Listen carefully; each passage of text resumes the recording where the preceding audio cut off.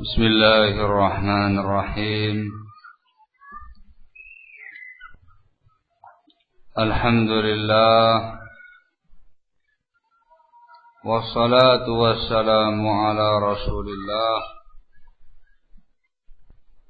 وعلى آله وصحبه ومن والاه أما بعد Qanabitina azakumullah. Di depan saya ada sebuah kitab yang ditulis oleh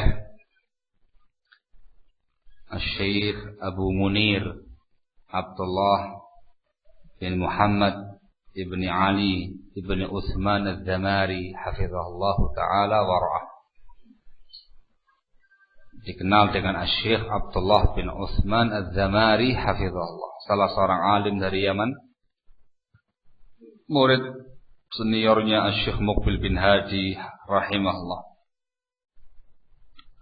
Beliau dikenal, dijuluki oleh Syekh Muqbil dengan sebutan Khatibus Sunnah karena orator dan di atas sunnah Rasulullah SAW. Beliau punya kitab dengan judul Targhibus Sajid fi Huduri Halaqatil Ilmi fil Masajid, menyemangati seorang muslim untuk menghadiri halaqah-halaqah ilmu di masjid. Pada buku ini disebutkan sekian banyak permasalahan-permasalahan yang sangat bagus seputar masalah keutamaan ilmu, keutamaan mempelajari ilmu, keutamaan mempelajari sunnah, keutamaan mempelajari Al-Quran, keutamaan belajar ilmu, keutamaan majalisul ilm, keutamaan berjalan menuju ke masjid untuk mencari ilmu, dan hal-hal lain seputar masalah keilmuan. Pada kesempatan pada zuhur ini akan saya bawakan beberapa kutipan-kutipan dari beliau terkait dengan dua bab. Yang pertama ialah keutamaan berjalan menuju ke masjid untuk menimba ilmu. Disebutkan dalam sebuah hadis yang diriwayatkan oleh al-Imam Muslim rahimahullah di dalam sahihnya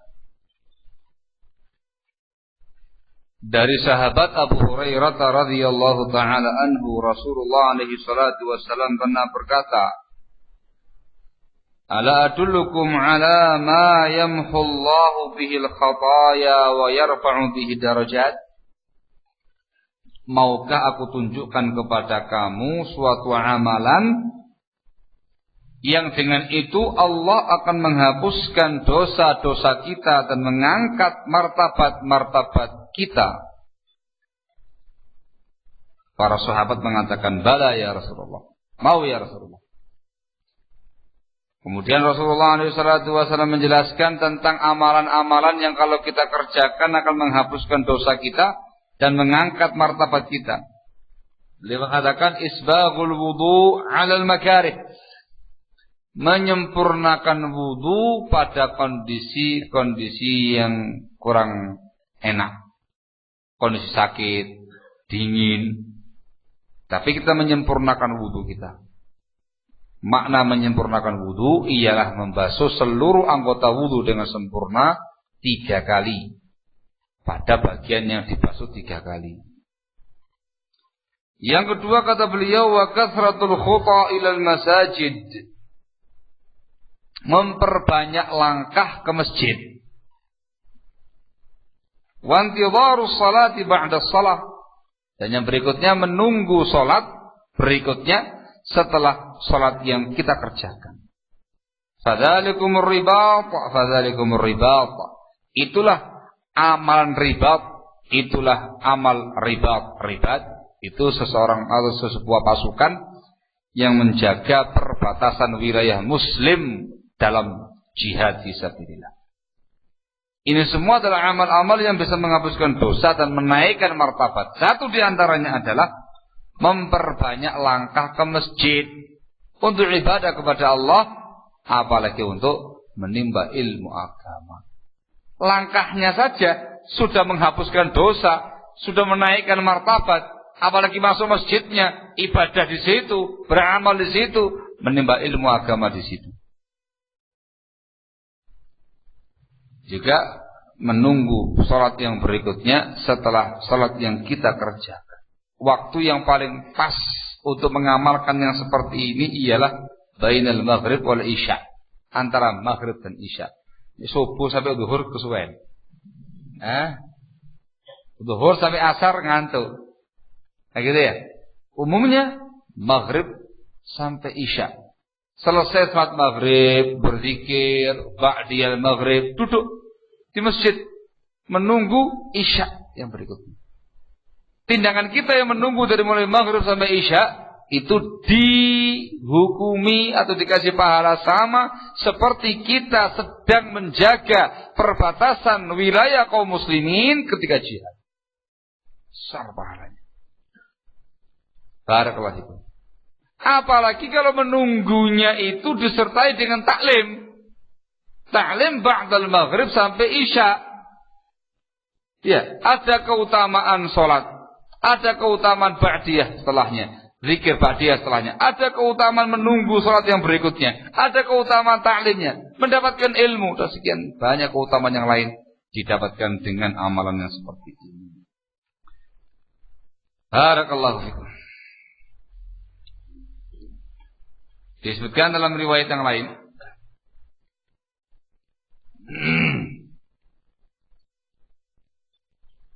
Yang dikeluarkan oleh Al-Imam Al-Bukhari wal Imam Muslim dalam sahih keduanya. Rasulullah alaihi salatu wassalam pernah bersabda, "Inna a'zaman nasi ajra Inna a'zaman nasi ajran fi shalah ab'aduhum ilaiha mamsha fa'ab'adahum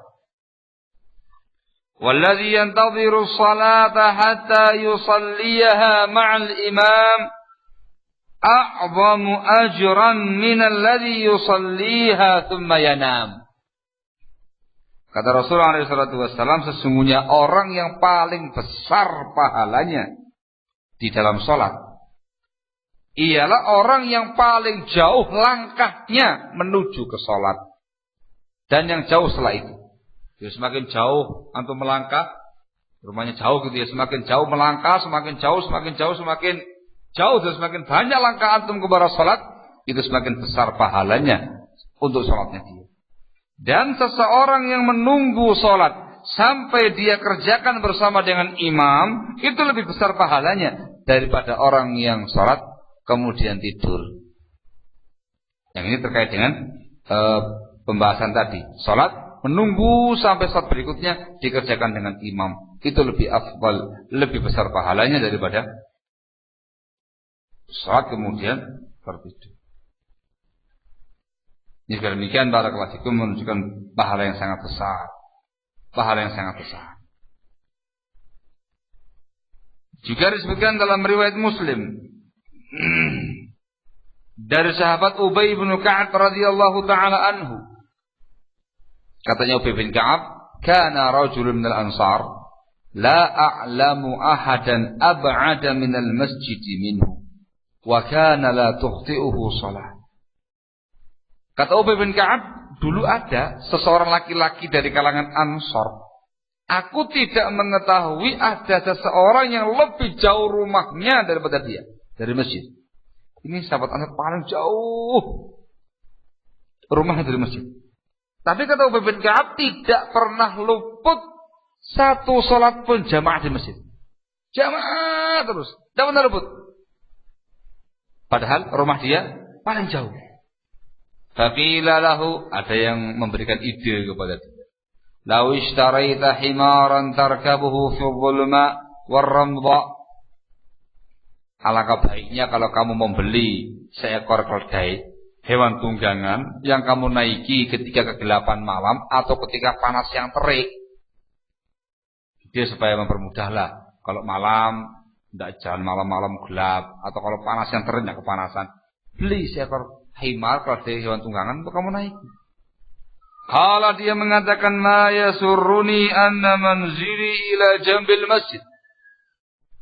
Saya kurang menggembirakan aku, rumahku dekat masjid. Sebab inni uridu ayyuktaba li mamsyaya ila al-masjid wa ruju'i ila raja'tu ila ahli.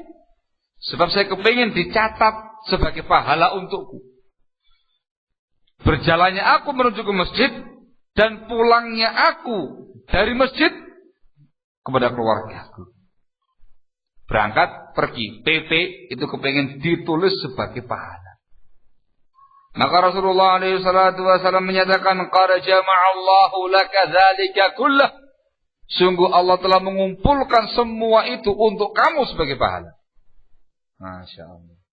Hadis ini diambil kaidah penting di kalangan para ulama, bahwasanya seseorang yang melaksanakan suatu amal ibadah, amal saleh, itu sudah dihitung pahala dari mulai dia berangkat dari rumah menuju ke tempat tujuan sampai pulang kembali. Pahala semuanya. Antum kepingin jamaah zuhur di masjid. Berangkat dari rumah, entah jalan kaki itu yang lebih afdal atau naik kendaraan, itu sudah dihitung pahala. Sampai ke masjid, salat, zikir dan segala macam, itu ibadah, dikasih pahala.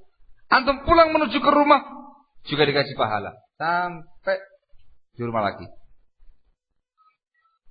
Kaidahnya al-wasail laha ahkamul maqasid.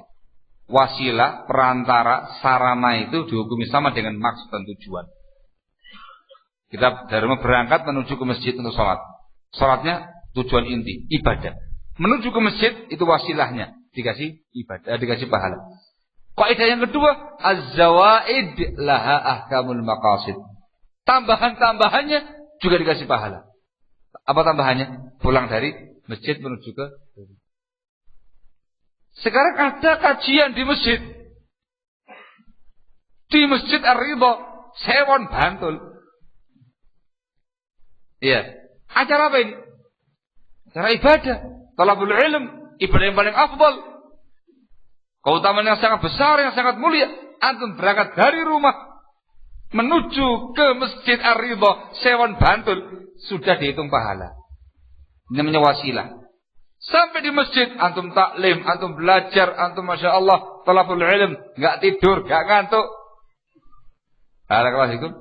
Itu inti pahalanya, inti ibadahnya, dikasih pahala. Antum pulang dari sini menuju ke rumahnya masing-masing juga dikasih pahala sampai masuk rumah. Qad jama'allahu laka dzalika kullah. Allah telah mengumpulkan untuk kamu semua tadi sebagai pahala bagi kamu.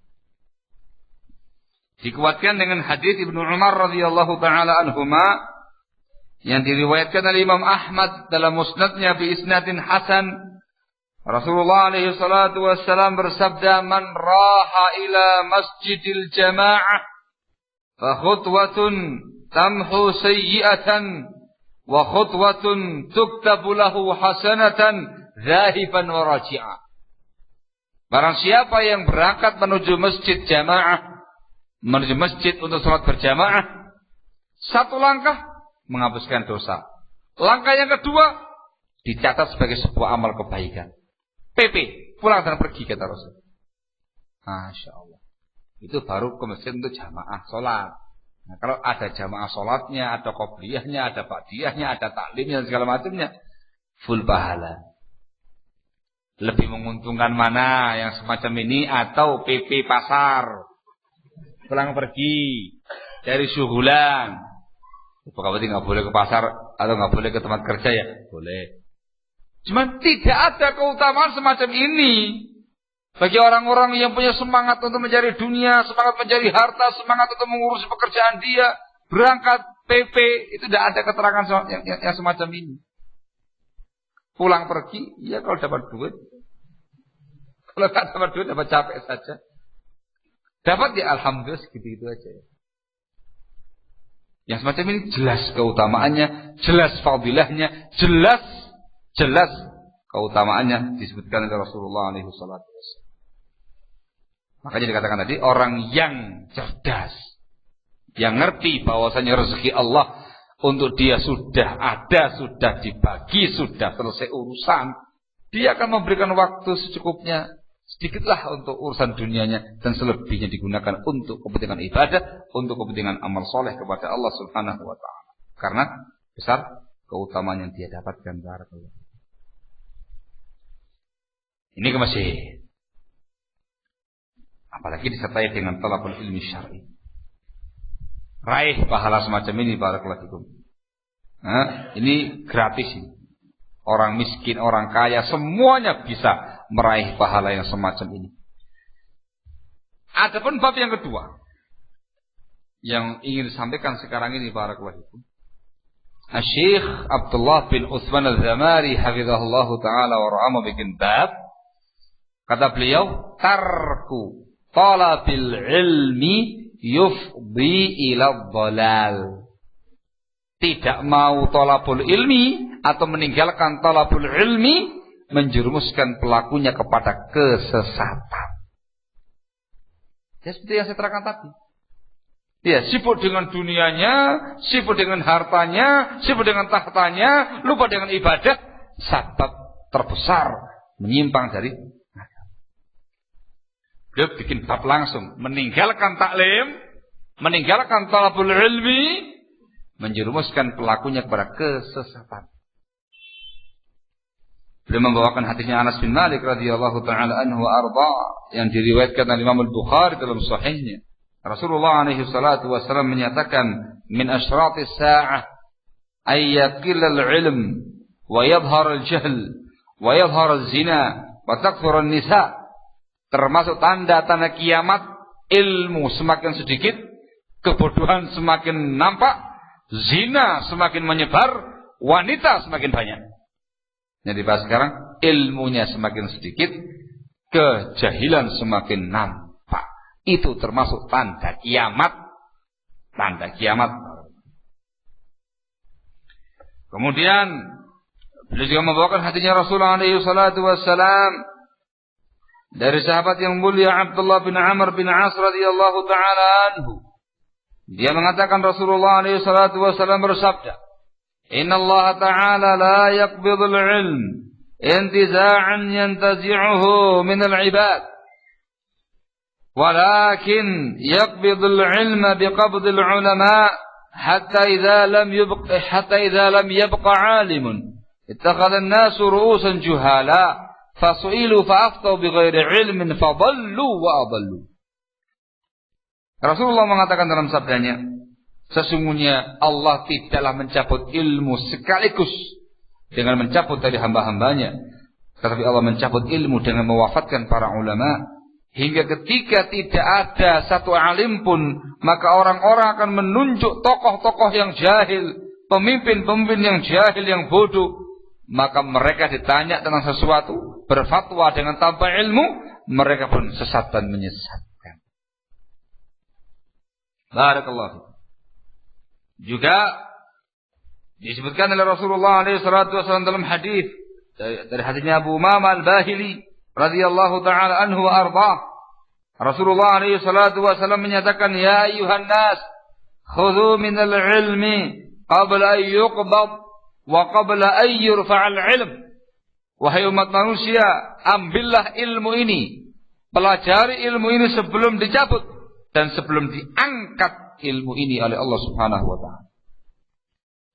Kalau sudah diangkat, sudah enggak ada ilmu, sudah wafat para ulamanya, sudah enggak ada para penebar kebenaran ilmu yang benar, maka yang ada adalah tokoh-tokoh yang jahil. Apa akibatnya? Sesat dan menyesatkan. Dari riwayat tadi, barakallahu fikum, diambil oleh para ulama faedah besar. Ketika seseorang itu jauh dari ulamanya, jauh dari ahlul ilmi, jauh dari tempat-tempat ilmu, dari majelis-majelis ilmu, jauh dari ilmu agama Allah Subhanahu wa taala, maka dia akan tersesat. Nah, sebagaimana gambaran riwayat tadi, ketika sudah enggak ada lagi yang namanya ulama, enggak ada lagi yang namanya orang alim, yang ada tokoh-tokoh yang jahil, ilmu dicabut, ilmu diangkat, enggak ada ilmu. Apa yang terjadi? Fadallu wa adallu. Sesat dan menyesatkan. Barakallahu fikum. Disebutkan oleh sahabat yang mulia Abdullah bin Mas'ud radhiyallahu taala anhu arba. Beliau mengatakan, "Alaikum bil ilm. Fa inna ahadakum la yadri mata yaftaqiru ilaih atau yaftaqiru ila ma indah." Hendaklah kalian mempelajari ilmu agama Allah, sebab kalian tidak tahu kapan butuh kepada ilmu tadi atau kapan dia butuh kepada ilmu yang dia miliki. Wa alaikum bil ilm. Hendaklah kamu mempelajari ilmu agama Allah. Wa iyyakum wat-tanattu'a wat-ta'ammuq. Dan hati-hati kalian dari tindakan-tindakan yang melampaui batas dalam beragama. Fa innahu yaji'u qaumun yatluna al-kitaba yanbudhunahu wara'a dhuhurihim. Sebab akan datang suatu kaum yang membaca kitabullah, membaca Al-Quran, kemudian mereka lemparkan di belakang-belakang punggung mereka. Intinya belum mengatakan kepada kita alaikum bil ilm. Juga dikatakan oleh Ibnu Abbas radhiyallahu taala anhuma, beliau mengatakan la yazalu alimun yamutu. La yazalu alimun yamutu. Wa uthira al-haqq yadrus hatta yakthura ahlul jahl wa yadhhab ahlul ilm faya'maluna bil jahli wa yadinuna bighairil haqqi wa yudilluna an sawa'is sabil. Kata Ibnu Abbas radhiyallahu taala anhuma, ini disebutkan dalam kitab Jami'ul Bayan Bajami' Bayan wa Fadlihi Ibnu Abdul Barr. Beliau mengatakan terus menerus akan mati seorang alim. Alim demi alim mati. Dan bekas-bekas atau pengaruh kebenaran akan sirna, akan hapus. Hingga orang-orang yang bodoh itu semakin banyak. Dan ahlul ilmi, para ulama semakin habis. Maka mereka pun akhirnya beramal dengan kejahilan, beragama dengan tanpa kebenaran. Mereka pun sesat dari jalur yang benar. Barakallahu fikum. Ini semuanya adalah riwayat wa athar yang menerangkan kepada kita, barakallahu fikum, selamatnya seseorang, ya, istiqomahnya seseorang di atas sunnah ketika dia terus dengan ulamanya. Ketika dia terus berhubungan dengan alim, seseorang yang punya ilmu. Ketika dia terus berkaitan dengan ilmu agama Allah. Ketika dia terus menghadiri majalisul ilm, majelis-majelis ilmu, akan utuh, akan istiqamah, akan teguh, akan tegar menghadapi kondisi-kondisi yang ada.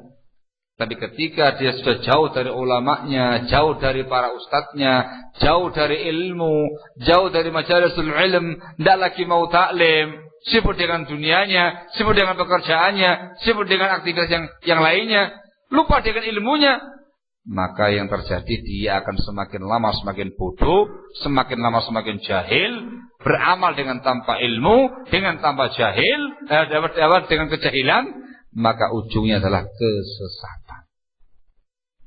Maka bab yang beliau bawakan merupakan fikihnya beliau, meninggalkan taklim, meninggalkan thalabul ilmi, membuat pelakunya sesat. Barakallahu. Dan itu nyata barakallahu. Orang-orang yang tersibukkan dengan dunia, antum perhatikan. Lupa dengan taklimnya, antum perhatikan. Mereka itu adalah sasaran-sasaran empuk orang-orang yang menyimpang. Kenapa? Lemah mereka keilmuannya. Jauh dari bimbingan agama. Jauh dari majalisul ilmu. Ini empuk ibu ya Pak. Ini merupakan mangsa-mangsa yang empuk, yang siap untuk diterkam oleh orang-orang yang menyimpang dari agamanya. Barakallahu. Antum kalau melihat sebuah fitnah gitu ya, terjadi, pemahaman sesat disebarkan, fitnah berkobar-kobar, Itu rata-rata yang menjadi korban orang yang sergap taklim, semangat taklim, atau orang yang nggak punya kerja. Jawabannya, orang yang pertama nggak pernah taklim, atau yang kedua taklim tapi dari sononya menyimpan sesuatu yang jelek, fihi syai'. Ada fitnah, klop, ketemu konco, ketemu bolon. Ada kelas itu. Atau orang yang memang dari sononya menyimpang. Orang yang selama ini nggak pernah kelihatan di majalisul ilm, nggak kelihatan di tempat-tempat taklim, mana nih bulan? Begitu ada yang namanya fitnah datang, fitnah muncul, tiba-tiba nongol semua, tumben nongol dia ini. Loh, ada. Ya kalau nongol kemudian menyelamatkan diri sih mending. Nongolnya itu, munculnya itu ialah dalam rangka untuk menyemarakkan fitnah tadi.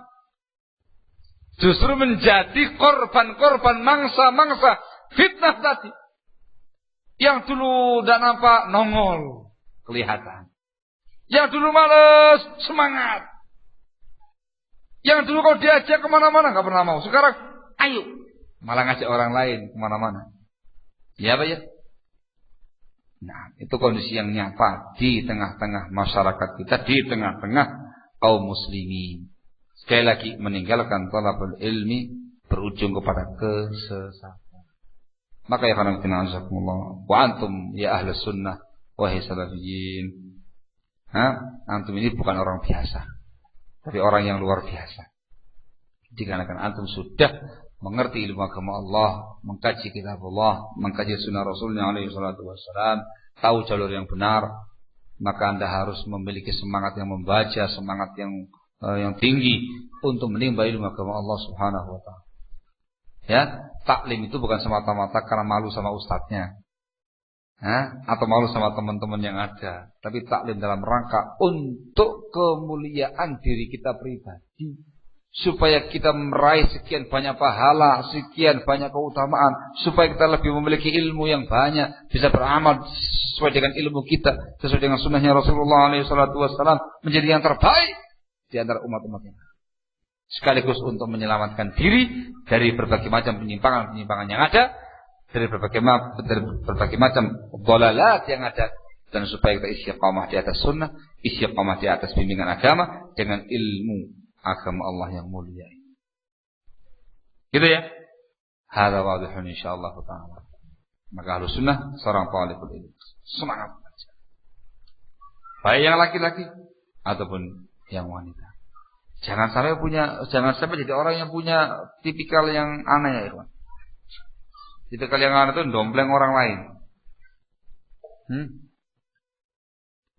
Bangga dengan orang lain, bukan bangga dengan dirinya sendiri. Antum dari mana? Saya dari tempat ini. Wah, saya punya ustaz mantap. Wah, ustaz saya ilmunya luar biasa. Tinggi. Bagus ya. Dua begini ilmunya. Amalnya, jangan tanya. Masya Allah, rajulun saleh, luar biasa. Bangga dengan ustaznya, dengan ilmu ustaznya, dengan amal ustaznya, dengan ibadah ustaznya. Wah, Anda tidak punya semangat semacam itu. Merasa bangga, merasa puas dengan ustadznya yang punya ilmu. Oh, dianya jahil, goblok dia.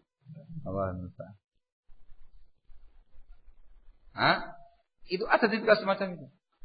Atau merasa puas ketika punya suami yang punya ilmu banyak, suami yang soleh. Bangga dia.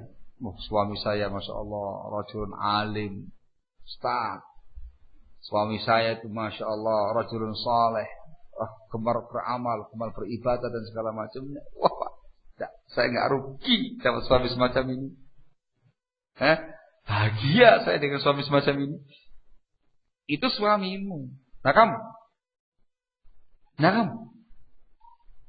Atau sebaliknya, bangga dengan istrinya yang salehah. Istri saya Ustaz, luar biasa Ustaz. khatam semua taklim. Ustadznya ngajarkan qawaidul arba ikut khatam Ustaz. Ustadznya ngajarkan al-usulul tsalatsa ikut khatam Ustaz. Ustadznya mengajarkan durusul lughah ikut Ustaz. Wah sekarang bagus bahasa Arabnya itu. Baca kitabnya mantap. Kosakata Arabnya banyak. Bisa ngomong pakai bahasa Arab lagi. Wah saya gak rugi dapat dia. Kamunya bisa enggak? Nah itu Ustaz. Sayanya ini gak bisa Ustaz. Ya sibuk Ustaz. Saya banyak kesibukan di luar. Jadi ya tapi alhamdulillah Ustaz hidup saya salihah. Allahul musta'an. Ya ikhwan, kemuliaan itu untuk masing-masing orang. Ketika ustaz kamu yang alim, itu ustaz kamu yang alim, antumnya jahil. Ketika suami kamu yang soleh, suami kamu yang punya ilmu, itu suami kamu. Keutamanya untuk suami kamu, bukan untuk kamu. Begitu pula ketika istri kamu yang baik, itu untuk istri kamu, bukan untuk kamu. Artinya jadilah orang yang betul-betul mengangkat harkat dan martabat dia sendiri sebelum orang lain. Kalau suami kamu itu orang yang luar biasa, maka jadilah istri yang sama kayak suaminya, yang luar biasa. Apalagi istri kamu yang luar biasa, kamunya nggak luar biasa. Isin, ada kelas gitu. Istrinya semangat, ngaji masya Allah gitu. Kamu kemudian jangan merasa bangga dengan istri yang solehah tadi, bahwa kamu itu lebih malu. Aduh, isin lagi. Istriku hatam usul tsalatsa. Aku orang hatam ya. Malu mestinya kamu. Terus terlencut semangat untuk menimba ilmu agama Allah, semangat untuk hatam yang dapat. Waduh, istriku sudah bisa baca kitab ya. Saya belum ya. Terlencut begitu. Untuk memperbaiki diri kita masing-masing. Gitu ya. Jangan punya tipikal bangga dengan orang lain. Tapi harus lebih meningkatkan kualitas diri kita pribadi. Barakallahu. Allahul musta'an, la haula wala quwwata illa billah.